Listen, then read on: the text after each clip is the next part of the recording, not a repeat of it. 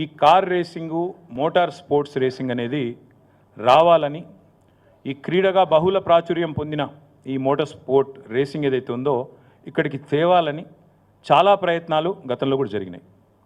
చంద్రబాబు నాయుడు గారు ముఖ్యమంత్రిగా ఉన్నప్పుడు 2001వ సంవత్సరంలో ఆనాడు ఫార్ములా 1 రేస్ని ఇక్కడికి తేవాలని చాలామంది మిత్రులు కూడా మీడియాలో ఫార్ములా 1ని ఫార్ములా ఈని కలగాపులగం చేసి వాడుతున్నారు.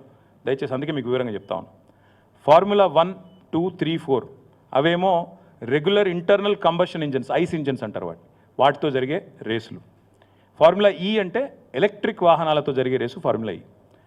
ఇవన్నీ కూడా FIA కిందికి వస్తాయి, ఫెడరేషన్ ఆఫ్ ఇంటర్నేషనల్ ఆటోమొబైల్స్ అని దాని కిందికి వస్తాయి. ఎట్లయితే క్రికెట్లో మనకు BCCI, ICC రెండు ఉంటాయి. BCCI అంటే Bharat cricket board of cricket control India, ICC అంటే ఇంటర్నేషనల్ క్రికెట్ కౌన్సిల్. అట్లాగే ఇందులో కూడా 2 అసోసియేషన్స్ ఉన్నాయి. ఒకటి FMSCI, federation of motor sports clubs India, same BCCI మాదిరిగా ఇండియాలో ఒకటి ఉంది. అదే మాదిరిగా మళ్ళీ ఇంటర్నేషనల్గా FIA, ఫెడరేషన్ ఇంటర్నేషనల్ ఆటోమొబైల్. ఆ FIA అనేది ఎపెక్స్ బాడీ, దాని కిందనే F1, F2, F3, F4, FE అంటే ఫార్ములా ఈ. ఈ రేసులన్నీ కూడా వాళ్ళ కిందనే నడుస్తాయి.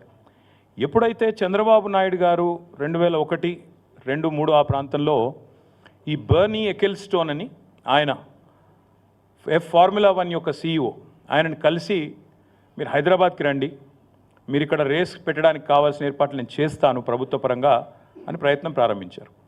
కానీ దురదృష్టం ఆ ప్రయత్నం ఫలవంతం కాలేదు, ఫర్ వాట్ ఎవర్ రీజన్. అప్పటికి చంద్రబాబు నాయుడు గారు 2004లో ఓడిపోయారు, అది కూడా ఒక కారణం కావచ్చు. కానీ చంద్రబాబు నాయుడు గారు ఓడిపోక ముందే ఆయన ప్రభుత్వంలో ఉండంగానే ఇవాళ గోపన్పల్లి, మనకిప్పుడు ఫైనాన్షియల్ డిస్ట్రిక్ట్ పక్కనే ఉన్న ప్రాంతం గోపన్పల్లి, అక్కడ 580 ఎకరాల భూసేకరణకు నోటీసులు కూడా ఆనాడు ప్రభుత్వం ఇవ్వడం జరిగింది రెవెన్యూ డిపార్ట్మెంట్ ద్వారా.